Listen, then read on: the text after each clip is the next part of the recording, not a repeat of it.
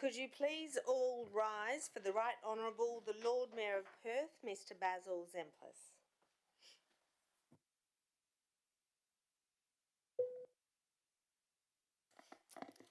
Just ringing the doorbell.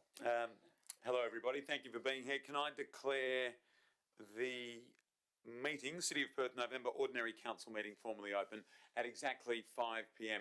I respectfully acknowledge the traditional owners of the land upon which we meet, the Whadjuk Noongar people of Western Australia. We acknowledge their elders past, present and emerging. It is indeed a privilege to be standing on Whadjuk Noongar country. While we are all standing, CEO, could I ask you please to recite the prayer? Almighty God, under whose providence we hold responsibility for this city, grant us wisdom to understand its present needs, foresight to anticipate its future growth, and grace to serve our fellow citizens with integrity and selfless devotion. And to thee be all blessing and glory forever. Amen. Thank you, everybody. Please be seated.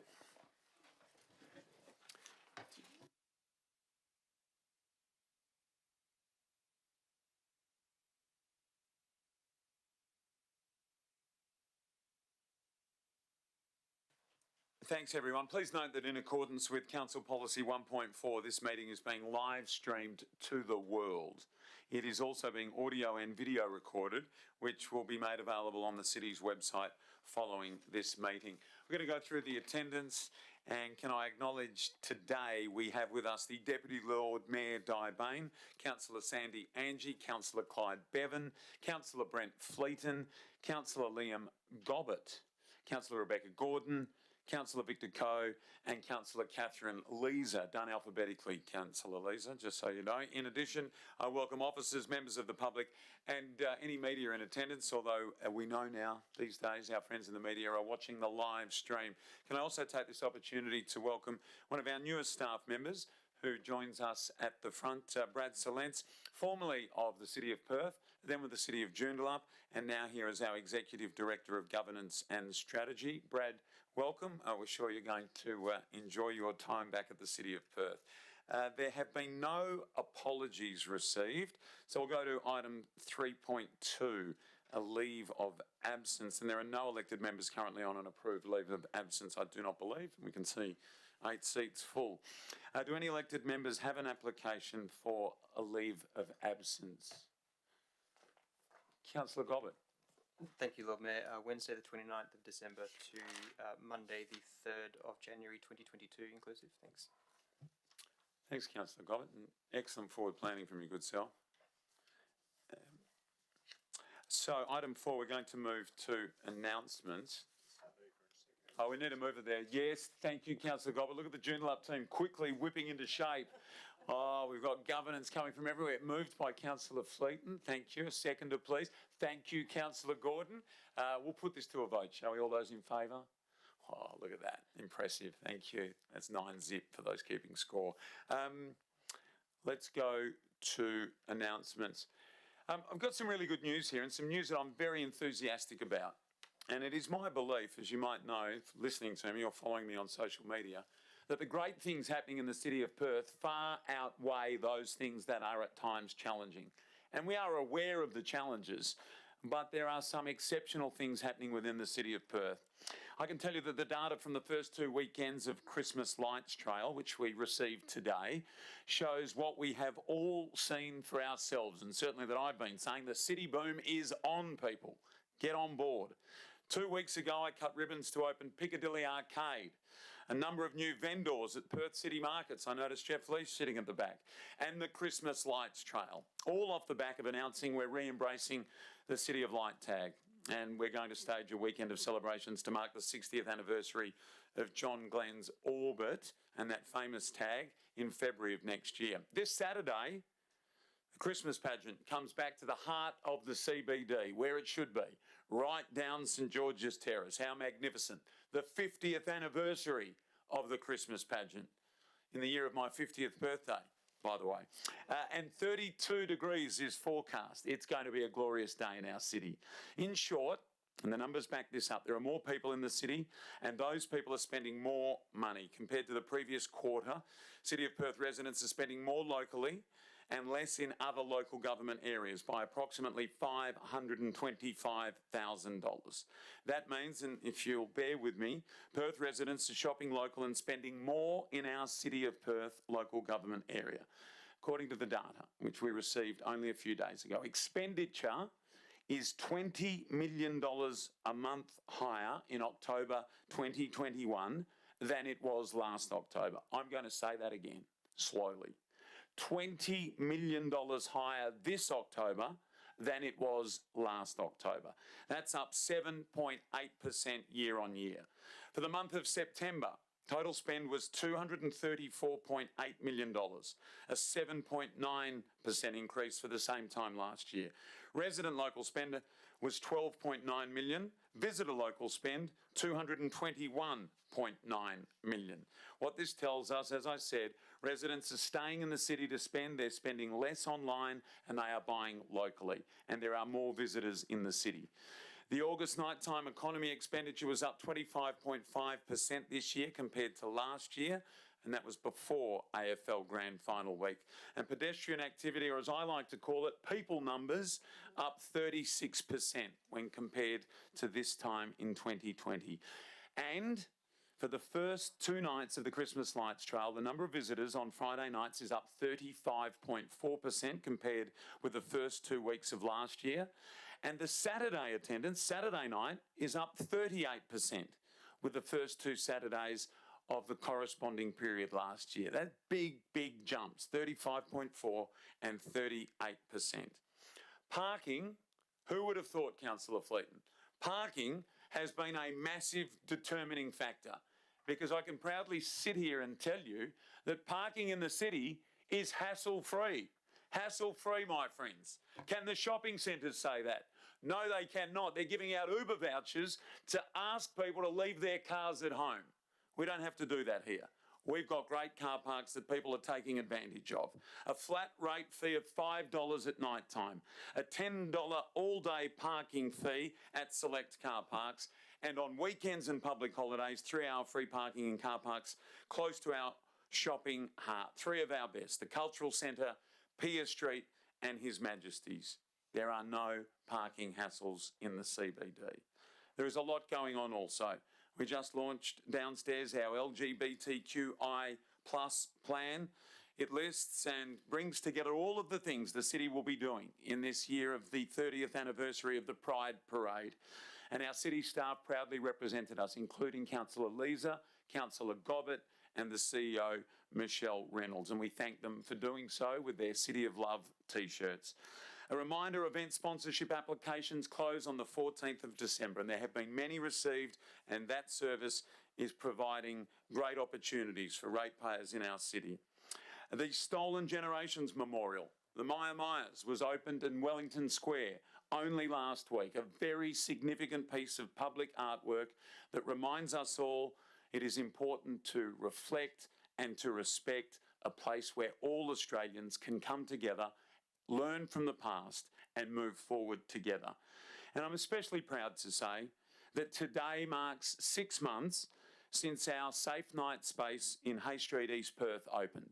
In the 6 months that that facility has been opened, catering for the most vulnerable in our community, there have been, and that is women, as we know, Safe Night space for women, 2,318 presentations. That's an average of 13 women each night taking shelter, coming out of the cold, the rain, and out of danger, off the street and into our Safe Night space facility.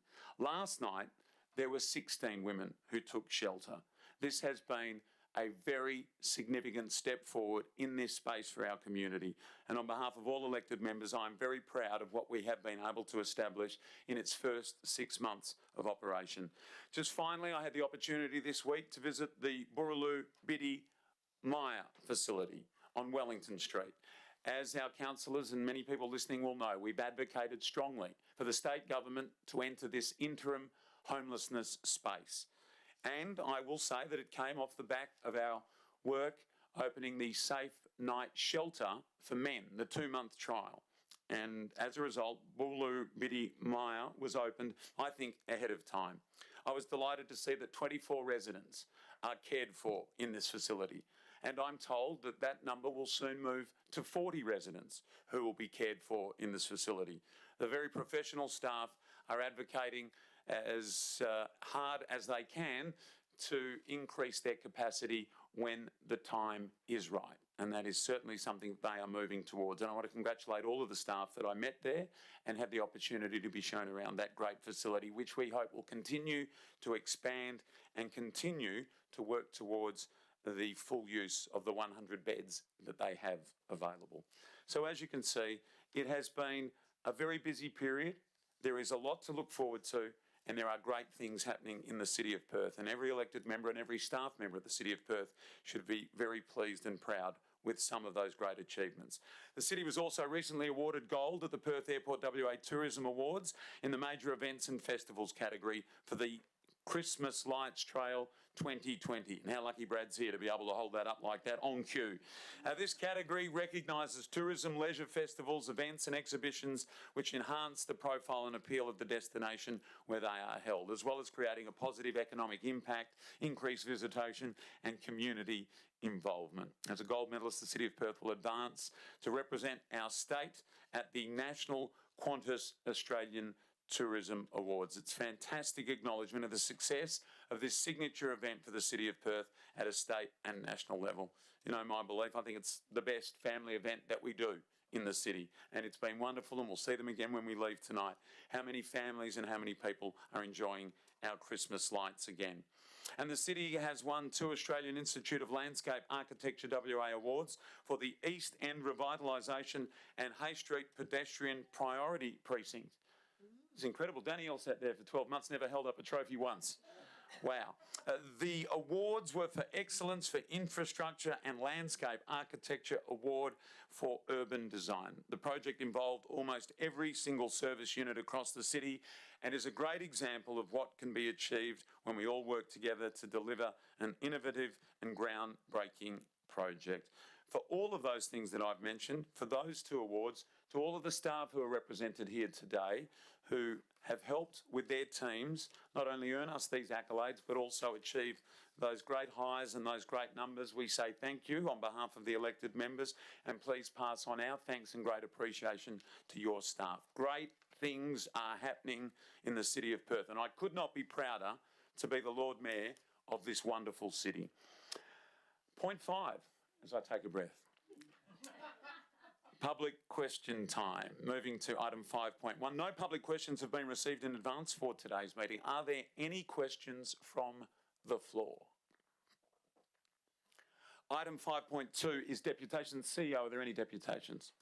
Yes, Lord Mayor, we have received 1 deputation in relation to item 17.1.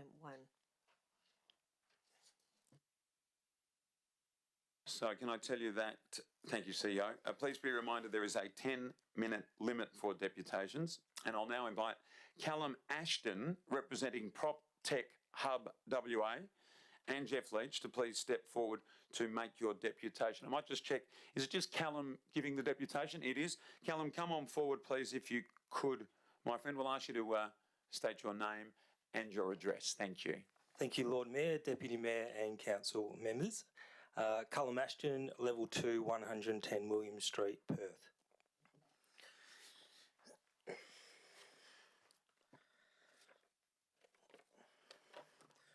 I probably won't need this, and I would like to start with saying I love Perth. I've been to every single capital city in Australia, every state, every territory, and Perth is number 1. I love it.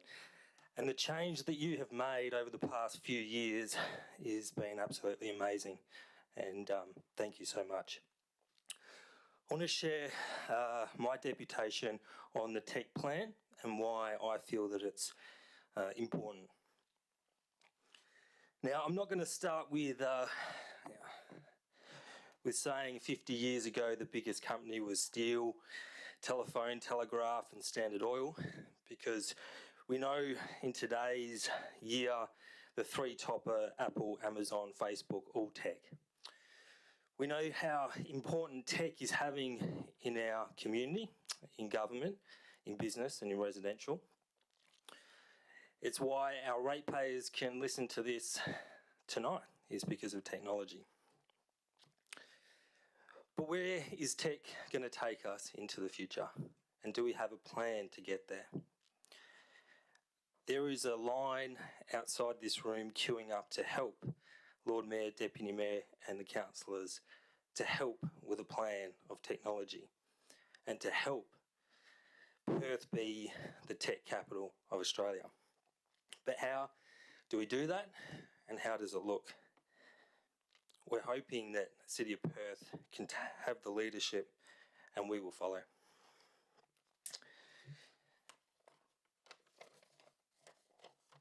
Prop tech, it's not a prop on a stage and sometimes it does get confused for that. It's short for property and construction technology. We have been open for 286 days.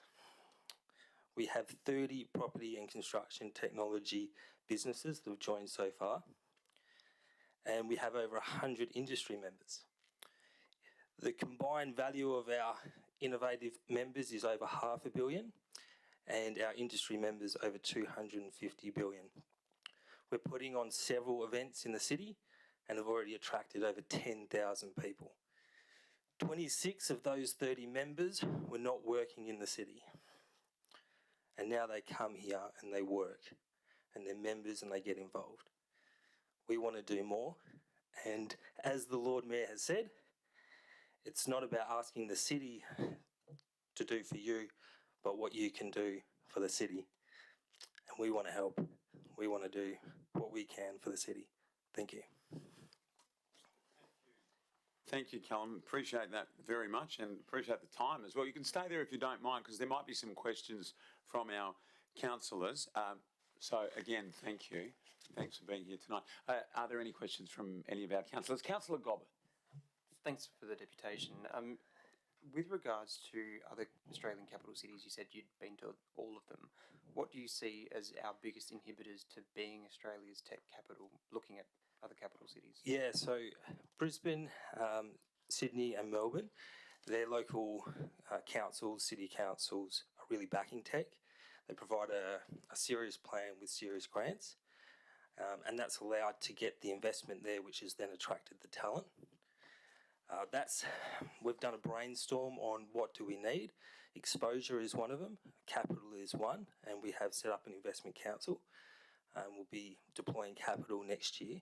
So we are starting to break those barriers. But again, we don't really know where we're going or where the city wants to go. And that's why if the city had a tech plan, there are so many people out there that would line up and help.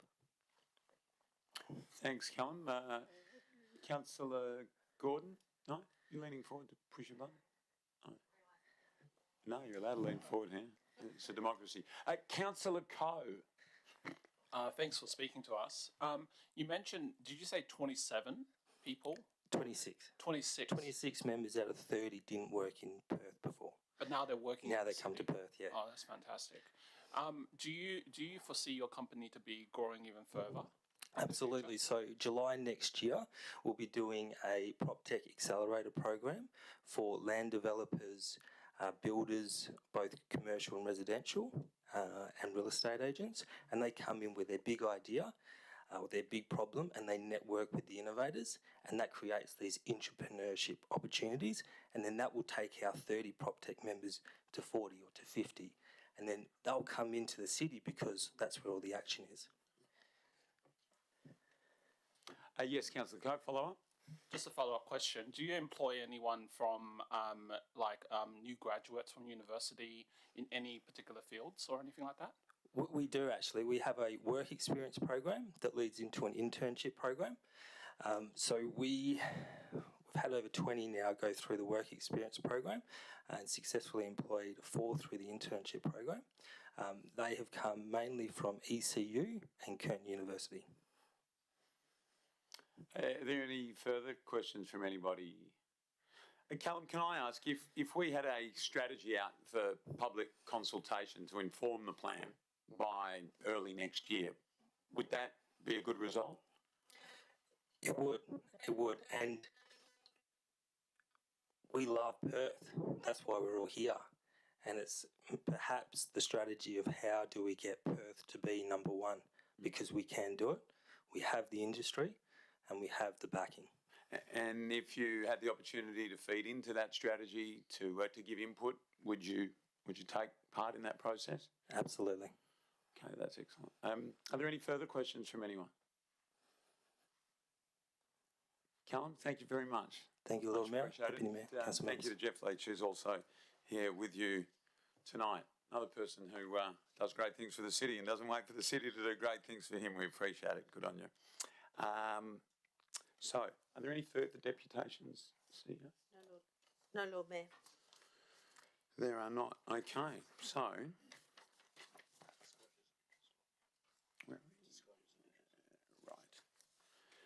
Item 6 on the agenda is disclosures of interest. The following interests have been received.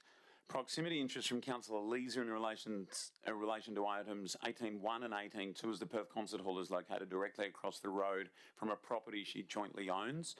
An impartiality interest from Deputy Lord Mayor Bain in relation to items 18.1 and 18.2 as she represents the city on the Perth Theatre Trust.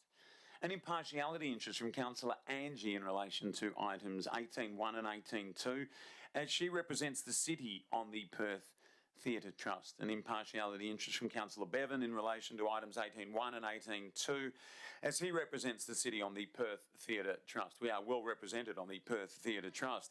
Do any elected members have any other disclosures of interest from the floor? Moving on to item 7, would anyone like to move a motion to confirm the minutes of the ordinary council meeting held on the 26th of October 2021? Thank you, Councillor Bevan. Can I have a seconder for this motion? Oh, thank you, Councillor Coe, who got his hand up quickly. That's very good. Show of hands, all those in favour. This motion being unopposed, I will declare it carried unanimously. Questions by members, which due notice has been given. I do not believe there are any. No correspondence has been received.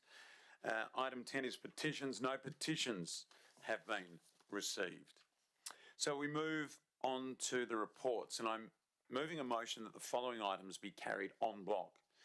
13.1, RFT 00083 East Perth Foreshore Principal Shared Path and Lighting Upgrade Works. 14.1, Monthly Financial Report for September 2021. 14.2, Schedule of Accounts, September 2021. 14.4, Corporate Business Plan Quarter 1 Report. Could I have a seconder for this, please? Thank you, Councillor Gobbett. Do any members oppose this motion? Motion being unopposed, I will declare it carried unanimously. The recommendations of those items have now been passed en bloc in accordance with Clause 9.2 of the City of Perth Standing Orders Local Law 2009, and the officer's recommendations have been adopted by Council. We'll now be moving on to the reports extracted for debate. 11 and 12, nothing there. 13, Infrastructure and Operations Alliance reports. As we just heard, 13.1 is en bloc. 14.1, the monthly financial report for September 2021 en bloc. Also, 14.2, schedule of accounts paid September 2021. So we go to 14.3, infrastructure capital project reprioritisation for November 2021. Would anybody like to move a motion to deal with this item? Thanks, Councillor Gobbett. A seconder. Thanks, Councillor Leeser. Councillor Gobbett, anything you'd like to say? Councillor Leeser? Anybody wish to speak for or against the motion? Does anybody oppose the motion? There being nobody opposing the motion, we'll declare that carried unanimously. 14.4. Corporate Business Plan Quarter 1 Report en bloc. 15, Chief Executive Officer Reports. 15.1, the Inquiry into the City of Perth Recommendations Quarterly Progress Update. Okay, and now we have an alternative here. Okay. Councillor Fleet, is there something you wish to add here? Thanks, Lord Mayor. So proposing an alternate motion, I'll just read it out, but I know the officers have it. The Council notes the quarterly progress update on the remaining inquiry into the City of Perth recommendations for the city.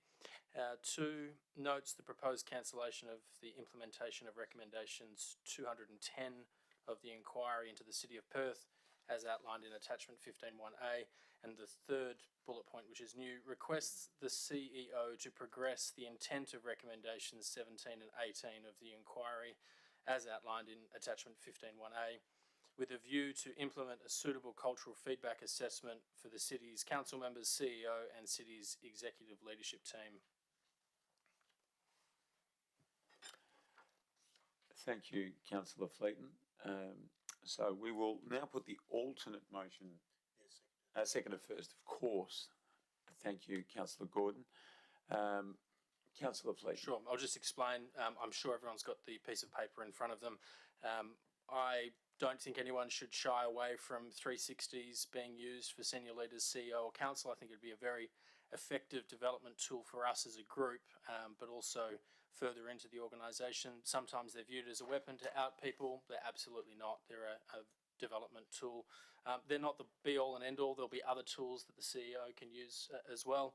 I think it would also help the Lord Mayor better engage with the group around this table. And I don't want us to forget the lessons of the inquiry. I'm hesitant in a year after the inquiry, after all recommendations were adopted, that we now say that the administration can handle the cultural feedback assessment loop internally without necessarily going external. I think that's not a good look at all, and we should be setting up a process or a culture of feedback and openness long after we're all gone. We're not just talking about the group here. I have every faith in the CEO and this management team, but we're looking into the future. We've spent $8 million on an inquiry, and we have to make sure that we implement those effectively. Thank you. Thanks, Councillor Fleeton. Councillor Gordon. Councillor Gordon is the seconder. If you'd like to speak to this motion, and then Councillor Leeser. Thank you, Lord Mayor. Yes, I agree wholeheartedly with what Councillor Fleeton has said. And I think the elected members around the table, as well as the public, have ambitious goals for this city. And if doing the 360 review can help us in achieving those, then I think it's a good outcome and a good investment of what I understand will be a small amount of resources. So I'm supportive. Thank you, Councillor Gordon. Councillor Leeser, you had your hand up. Are you speaking for or against here? I think I've picked up a typo, Lord Mayor. So in the alternate motion, it refers to 17 and 18. However, when I refer to the attachment, it's actually 18 and 19. The points we're actually talking about. Okay, we'll just ask Brad to check that.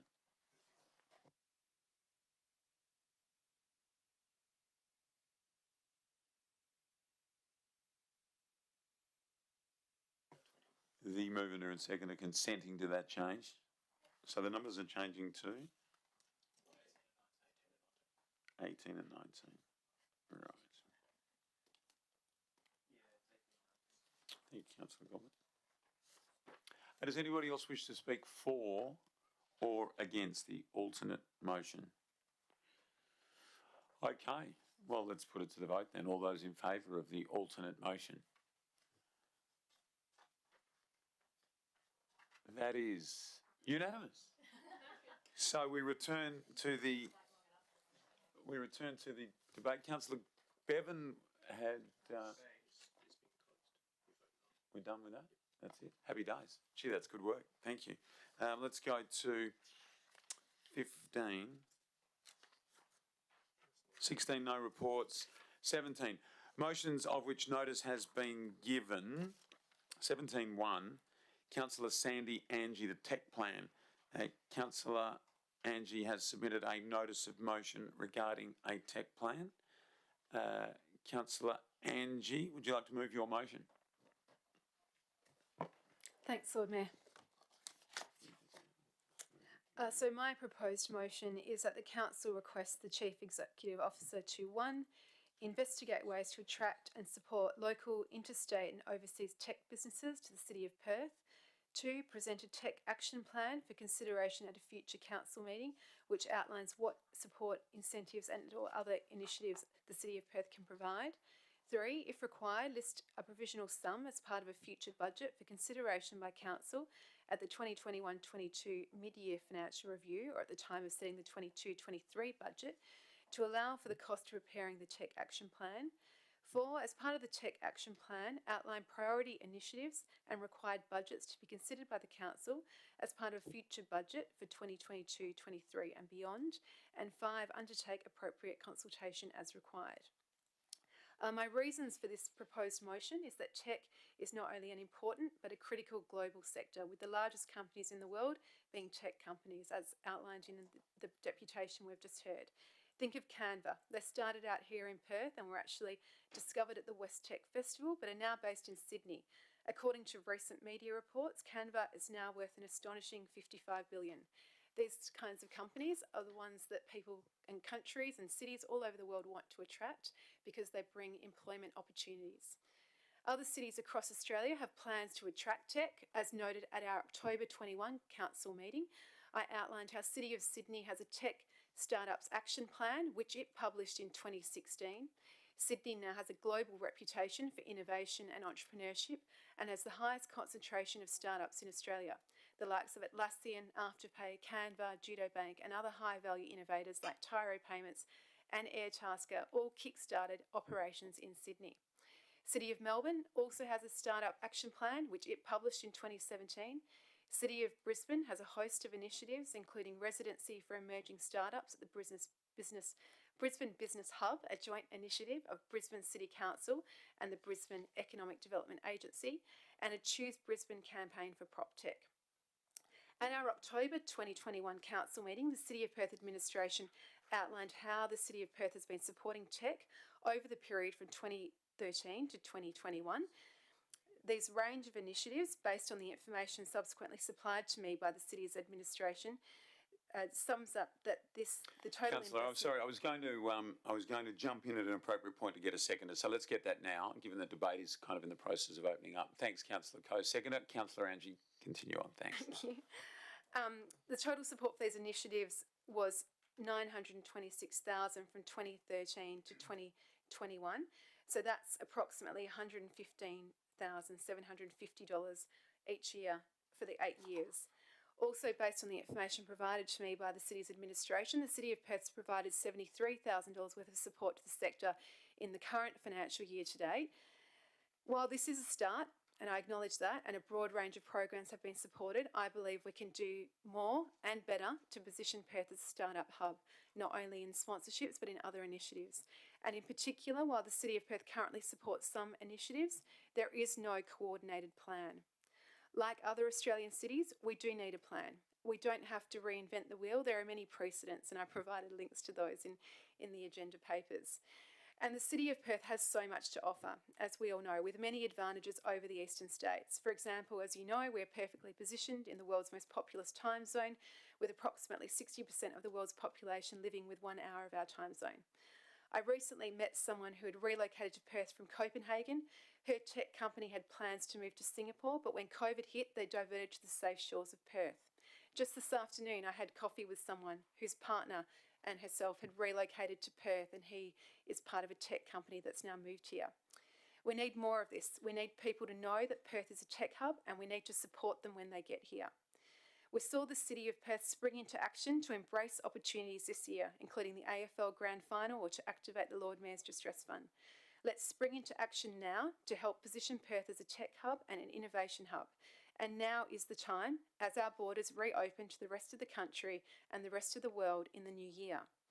At the Lord Mayor's Brand Perth Forum in July, on the theme of City of Lights, one attendee talked about Perth being the city of bright ideas. Let's be the city of bright people and bright ideas, a tech and innovation hub. In closing, I just wanted to note the administration's response to my notice of motion, and we have seen the draft economic development strategy prepared by Urbis for the city a few weeks ago, and although it is a draft and I'm not able to disclose its contents, development of specific tech plan was not included in this strategy. I'm pleased to hear in the admin's response that the tech sector will be consulted as part of this strategy, but the strategy is not enough. As in the precedents provided from Sydney and Melbourne, a specific action plan for tech was followed on from the overall economic development strategy. And that's what I'm asking for in this notice of motion, that plan, the commitment to develop that plan is locked in. Further, I reference the City's Strategic Community Plan. Again, while this is currently under review, the current plan talks about a can-do reputation that delivers investment and assists small businesses and development generally through a willingness to assist and encourage. Let's assist. The internet, as stated in the City's Community Plan, has caused remarkable expansion in digital technology, and harnessing the virtual world has become important to all facets of society. As we heard in the deputation, people are lining up to help us with this plan. We've just all come from the celebration and the launch of the city's LGBTQIA+ advisory committee plan, which was the result of a notice of motion that I put up a year ago. I'm asking for the council's support to support this notice of motion, so that in a year or more's time, however long it takes, we can again be on level 11 celebrating another great plan for the city. And I did note, sorry for taking up everyone's time, that at the launch of the LGBTQI+ advisory plan just now, the Lord Mayor said that this plan was groundbreaking and world leading. Let's create another groundbreaking world leading plan. Thank you. Thank you, Councillor Angie. Seconder was Councillor Coe. Is there anything you'd like to add, Councillor Coe?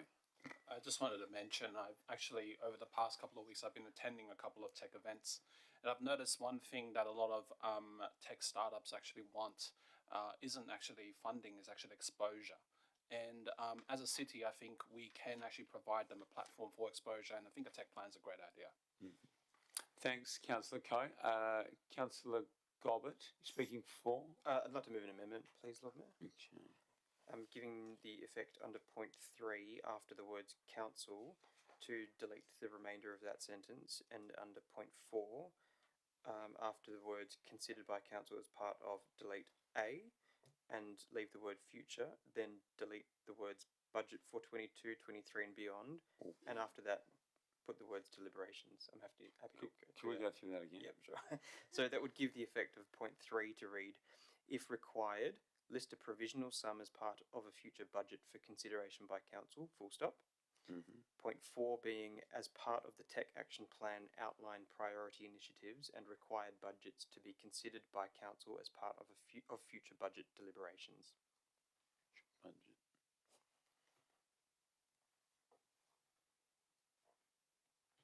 And points 1, 2 and 5 remaining the same. Can we have a seconder, please, for the amendment? Yep. Councillor Angie, thank you. Councillor Gobbett. Thank you, Lord Mayor. I'm just in listening to the points that Councillor Angie made.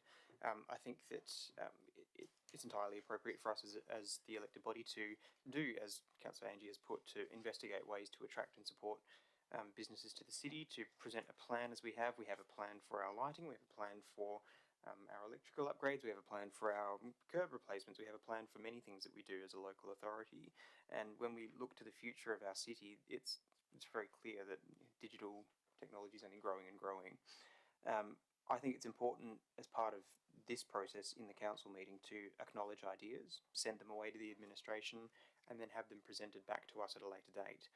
I think that in speaking to the specifics of the motion, deleting the last part of point 3, I think that would just constrain us a little bit.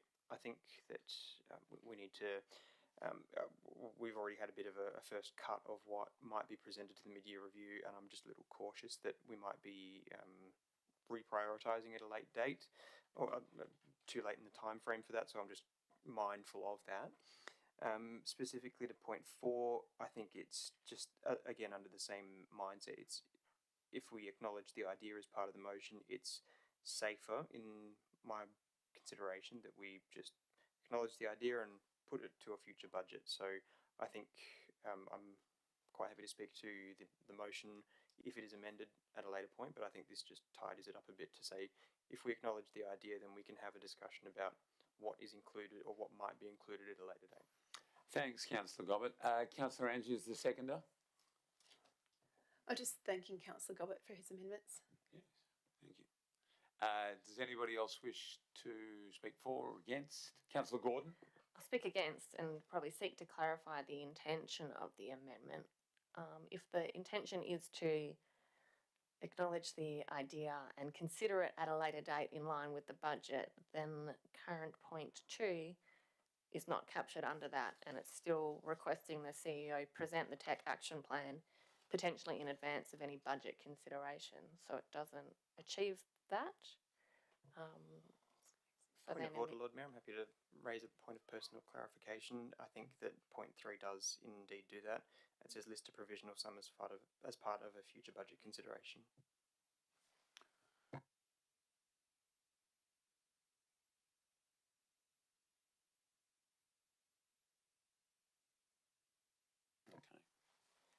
All right. The view is that you have clarified your point, and I think that does make sense. Councillor Gordon, are you satisfied by that explanation? Where the motion as it would be amended would be instructing the CEO to present the tech action plan. So Let me just check if that's the view up here. I just, sorry, this is a point of order. I It don't- says, Well, it says that. let's just get clarification on what's before us first, and then.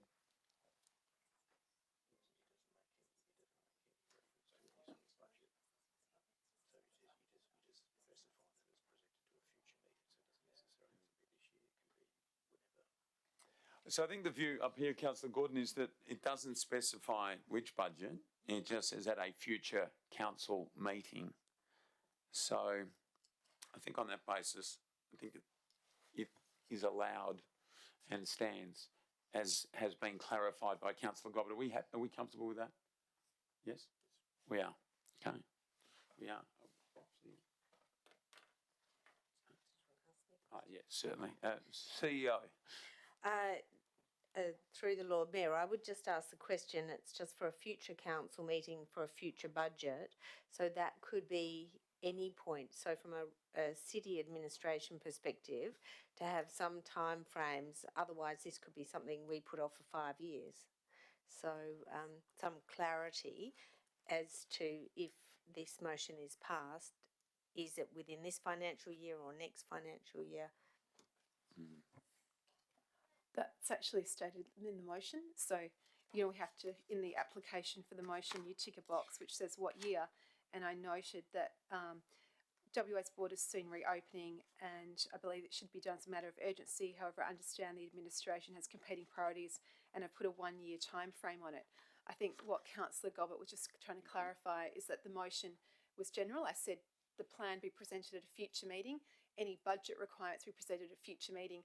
The 1, 2 and 3, 4 listed wasn't the order of doing things. It was just the way it was listed. So clearly, if there's budget required for the plan, that would go ahead of any presentation at a future meeting. So that is not the order of doing things in that thing. CEO? Sorry, I may have been confused. I thought we were talking about the amended motion, which actually took out then some of those dates. So, yeah, so we took out the dates in 3 and 4, which would give clarity, if we accept the amendment, would have given the clarity to the administration as far as deliverables.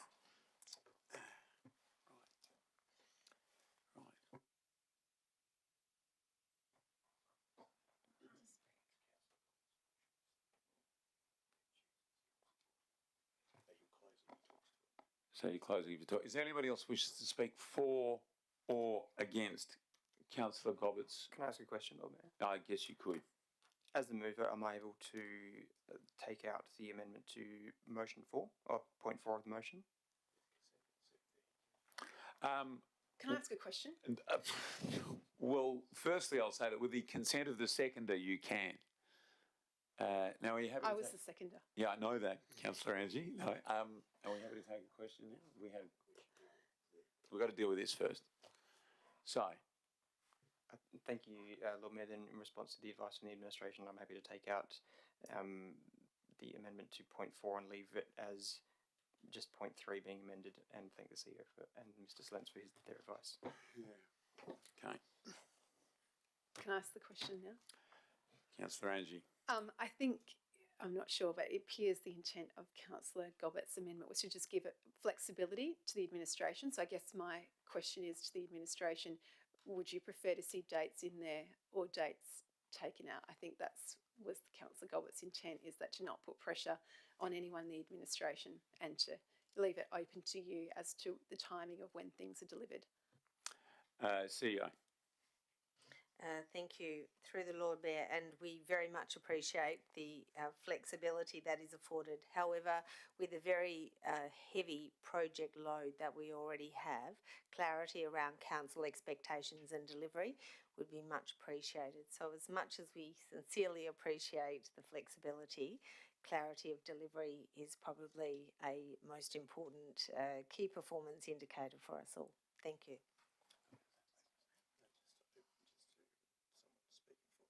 Okay, anyone for or against the amendment? So Councillor Gobbett is going to close now for the amendment. Thank you, Lord Mayor. And just to reiterate the points, bringing the discussion together, as it were, noting Councillor Gordon's points and the advice from the CEO and back and forth on that. Appreciate that as well. I'm quite happy as the mover with the support of the seconder for the amendment to just be points 3 as amended, and then leaving point 4 as presented by Councillor Angie. Again, I appreciate that there is some direction that we need to give as the council, understanding that we have been presented with some I guess first cut of the media review, and I thought it would be a bit onerous on the administration to set that as part of the media financial review. But overall, I think that this, if we were to, as point 4, take that out and leave it as by council as part of a future budget for 22, 23 and beyond, I think that addresses the motion without putting too much strain on the administration. Thank you.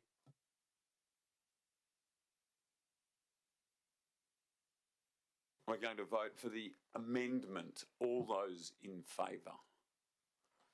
Councillor Coe, Councillor Angie, Councillor Gobbett, Deputy Lord Mayor Bain, Councillor Bevan, and those against? Councillor Leeser, Lord Mayor, Councillor Gordon, Councillor Fleeton. So that has been carried. So it now forms part of the main motion. Now we are back to who? Okay, speakers for and against now the main motion. We've heard from Councillor Angie, Councillor. We've heard from Councillor Go. We've heard from Councillor Gobbett. Speaking for? Please. Yeah. Speaking to the overall intent of the motion now, look, as I said, we've got plans upon plans for everything that we do as a local government. I think that it's important that we acknowledge this as an idea, that we put it into our deliberations that we are going to shortly go into again for our budget planning. Whether or not that's prepared for the long term, short term, I don't know. I think it's just critical at this point that we at least refer that to the administration for consideration. They know that if this is passed, that the future budget 22, 23 and beyond is a starting point, and I'm interested to see what might come back as part of our programming for that. I mean, who knows what we might see? We might see various grant proposals come out of that. We could see co-working spaces. We could see any number of ideas be generated out of this through community consultation and consultation with its stakeholders in this industry. I mean, I'm not a tech expert. I take the advice of people who are experts in this field. And much to what Councillor Angie spoke of before about the Lgbtqi plus plan that we launched some minutes ago upstairs, there are things that are in that plan that I would have not been at all aware of unless we were presented with that. So I think it's important to just acknowledge the idea, refer it to the administration and be provided with that advice. So with that, I will ask for the support of my colleagues. Thank you. Thanks, Councillor Gobbett. Does anybody wish to speak against the motion? Councillor Fleeton. I'm not too sure if I'm for or against, but I just want to make a few comments and I might make my own mind up during that, if that's all right. I heard a lot about Brisbane and comparing us to other capital cities. So Brisbane has a population, the City Council in Brisbane has a population of 1.2 million people. We have 30,000.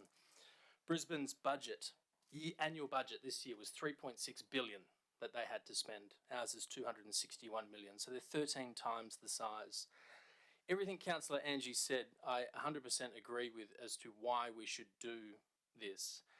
My concerns are totally around the implementation and the outcome. This is completely different to a social issue plan that we launched before. I don't understand the correlation between the two.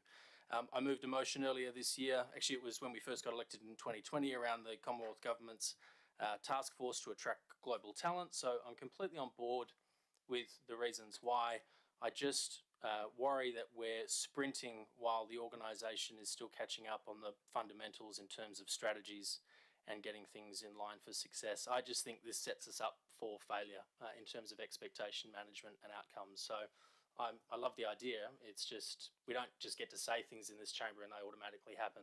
You have to implement it, CEO. And what you're telling us is right now, we've got other things that we need to get right first. So this is on its way. I mean, point one, we're already doing that. Point, well, I don't know which points are changed now. I've got difference here. I also think your amendments is not accurately reflected on screen anyway. But what I'm saying is we're already doing these things. We've got staff in the chamber who are working very, very hard on these things. And we just need to get that top line strategy right, which you're already indicating, but I'll leave it there. Thanks, Councillor Fleeton. Is there anybody who wishes to speak for the motion? Councillor Bain. Thank you very much, Lord Mayor. As someone who's been to Israel on a tech tour, the world's startup nation, Israel is called these days, to Palo Alto, where I saw startup deals happening live in front of my eyes, to Melbourne, where Sally Capp, the Lord Mayor, boasted to me about how Melbourne wants to steal Sydney's mantle as the tech capital of Australia. I'm very supportive of this motion, and in fact I would like a working group to be a part of this motion, but we don't seem to do that at this council. If we as a city want to be a global economy which plays on a global stage, we must act like a modern and progressive city and not just support but help to cultivate a growing and emerging tech community. We need practical measures which include being alluring to the lucrative venture capital market, providing a landing pad for new businesses, helping startups to be linked and networked with industry so they can commercialise intellectual property, providing cost-effective spaces for brilliant ideas to flourish.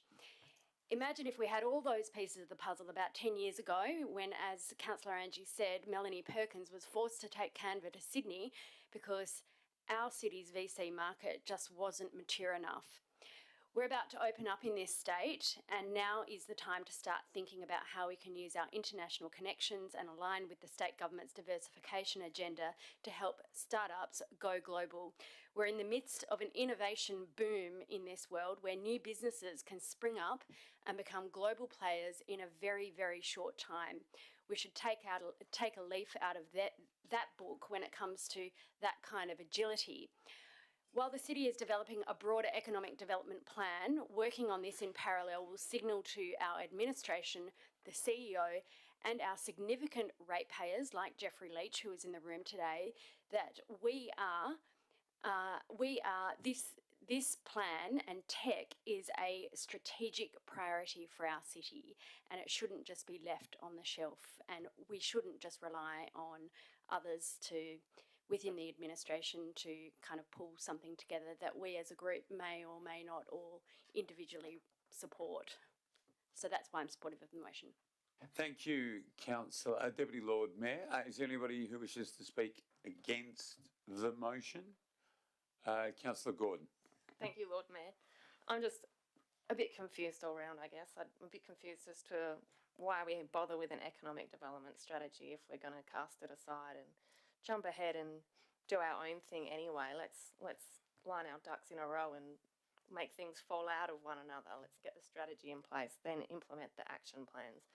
I'm also confused about the achievement of the amendment. My understanding was that we were going to consider this in line with the future budget, but actually all we've done is eliminate half the wording from 3, which I think we should have maintained to allow for the cost of preparing the tech action plan. So now the cost of the tech action plan isn't contemplated at all in the amended motion. So we go ahead and we budget only for the initiatives that are identified in the action plan. So if we support the motion as it's currently written, we're going full steam ahead with something that we haven't strategically identified and endorsed and consulted at this stage. So It's very confusing. Thank you, Councillor Gordon. Councillor Bevan, you wish to speak for the motion? Yes, I do. Thank you. Many years ago when I joined the bank, I thought the calculators were sensational. Things have changed a lot since then. And we don't have a tech action plan. We need one. We have to have one.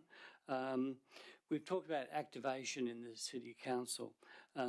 Talking is fine. It's the doing that produces results. I think it's time to start doing things. We talk about can do. And how long do we wait before we can do? I think it's time when we have the enthusiasm, and that's what we need. We need enthusiasm to get these things done in council. In fact, Tom Hafey once said, if you want to be an effective leader, you have to be the most enthusiastic person in the room. And I think that we have a couple of them here tonight, and I'm very pleased to be associated with them in Councillor Sandy Angie and Councillor Di Bain, Deputy Lord Mayor. And I think it's the enthusiasm that we show tonight that's going to produce results for the City of Perth and for this tech action plan that we desperately need. Thank you, Councillor Bevan. Is there anybody who wishes to speak against the motion? For the motion? I've just got a couple of questions, I think, for the administration. So my understanding, maybe I've got this wrong, my understanding is that we are using the strategy to inform our plan. Can I ask, is that right, firstly? Correct. Okay, and that strategy work has begun and is being undertaken now. Is that correct? Correct. Okay, and I did ask our guest if he were able, as part of the public consultation process, to inform that strategy or to speak to that strategy in early next year, whether he would be happy with that outcome. He said yes, he would be. He'd be delighted or something to that effect. Is that going to happen? Yes, consultation on a draft strategy is due to commence early 2022, and that will involve all sectors. Okay, so I think what we're wondering here is, so off the back of that, how quickly would we have the plan? We can see, I think, everybody in this room is supportive of what Councillor Angie has put up, and despite the confusion, supportive of Councillor Goblett's enthusiasm for it as well, and the Deputy Lord Mayor's. I guess the question is, how quickly will we have the plan if we follow the process that we have before us?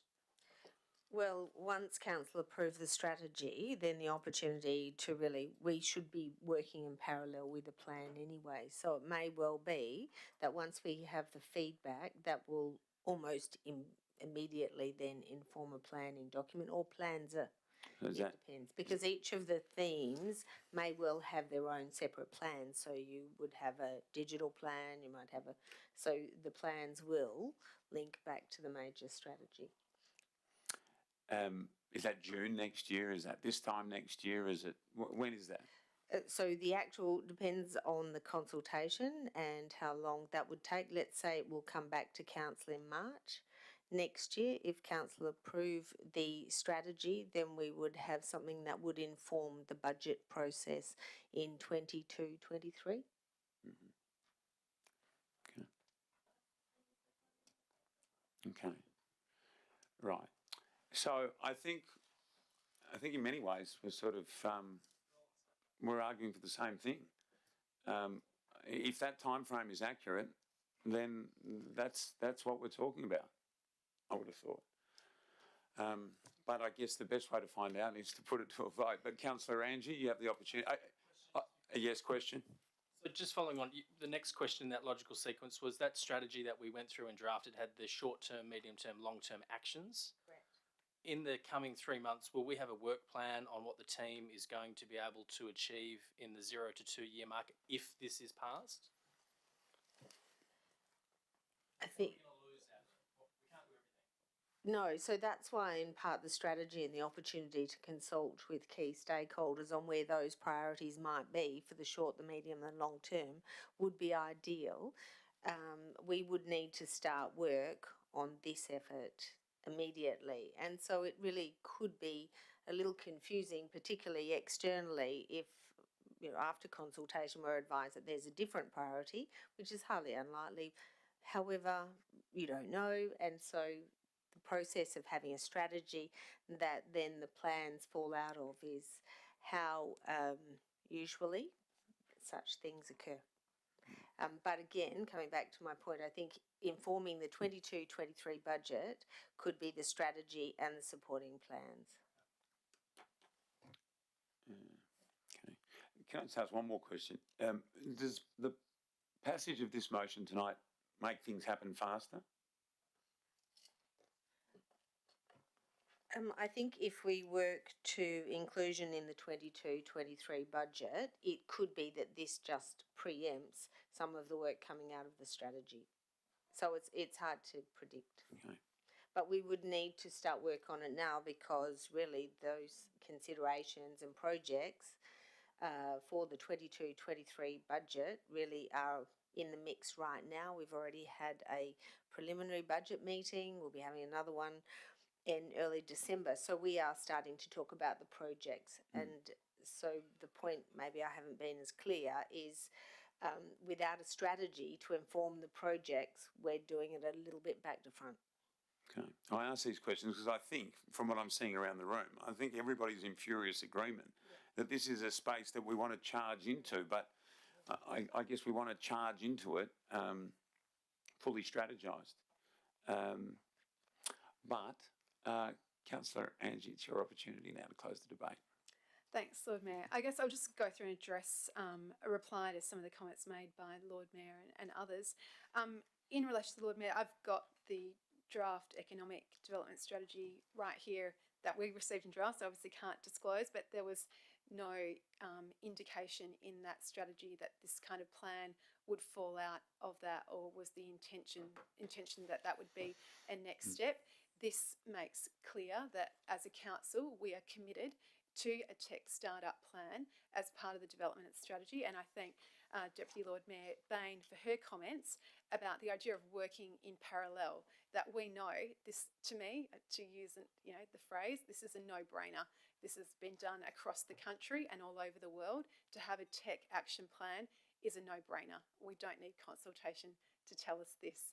I mean, and I'm sure that will be the outcome of the consultation anyway. So like I said, wasn't contemplated in the current strategy prepared by Urbis with the city. This makes clear that it is. As Councillor Bevan said, I'm in agreement with what he said. We do need a plan and we need to start doing things, and people want to see action, and development of an action plan sends a signal to the market and to in the country and across the world that we are open for business here in Perth, and that we want tech businesses here in Perth, that we want to be a hub. In relation to Councillor Gordon's comments about being confused, I'll have to say I can always rely on Councillor Gordon to vehemently be against anything I put forward as amendment or notice of motion, whether it's a statue of a woman, a youth advisory group, investigating security in a pocket of West Perth, and that was just in one meeting. So I won't comment further on Councillor Gordon's comments, other than just to note that while Councillor Gordon may see her view as a councillor as more limited, in my view, good governance is more than that. Good governance follows rule of law, it's transparent, it's accountable, it's effective and efficient, but it's also responsive. It's responsive to our community, to our city, and to our ratepayers. So in relation to Councillor Fleeton's comments about the potential cost and the lack of budget that the City of Perth has, the initiative, the idea that I put forward for a plan contemplates entirely our city's budget. And as we've seen in the Sydney's plan, which I put a link in the notice of motion to, it can be simple things. It can be an awareness campaign, which one of the councillors noted, creating an awareness campaign focused on the city's entrepreneurs and our tech startup ecosystem. It can be using our communication channels to showcase tech startups, to show this to the country and the world. It can be just through grants and sponsorships, supporting tech events, which we're currently doing. And it may be that some of the plan actually just packages up some of the things we're already doing, but as I said, it's a cohesive plan that sends a signal. Sure, there may be other initiatives as contemplated by Councillor Fleeton that may be more costly, but of course that will all be within the city's budget and of a scale that's suitable to our city, using the examples provided. I thank Councillor Coe and Gobbett and Bevan for their support. Sorry, flicking through my notes. I think I've covered everything other than just to note that a plan is quite different to a strategy, and what we need is concrete action. So with that, I think I've spoken for probably long enough. I hope that council supports this motion. Thanks, Councillor Andrew. Well, we can now put that to a vote. So this is the amended primary motion. All those in favour? And they are Councillor Coe, Councillor Angie, Councillor Gobbett, Councillor Bain and Councillor Bevan. Those against? Councillor Leeser, Lord Mayor, Councillor Gordon and Councillor Fleeton. We can declare the motion, the amended motion, carried 5-4. Well done, Councillor Angie. We move now to 18, matters for which the meeting may be closed. Items 18.1 and 18.2 are designated confidential in accordance with section 5.232 of the Local Government Act 1995, and as such we will now move behind closed doors to consider them. And we need some people to stay. Oh, we need a mover first. Yes, mover. To go behind closed doors, yes. Councillor Gordon. Seconder, Councillor Coe, thank you. All those in favour? Yes, great.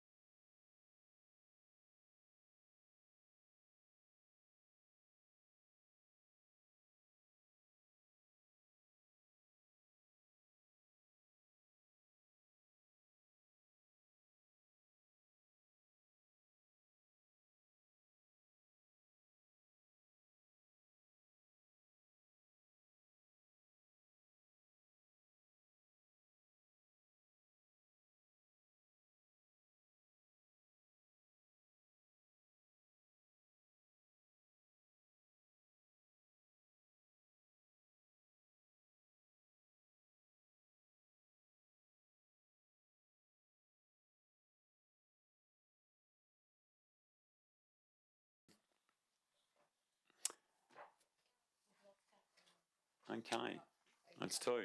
Moving now to item 19, urgent business. There are no items of urgent business for tonight's agenda. So there being no further business, I now declare the ordinary council meeting closed at 6:35 p.m.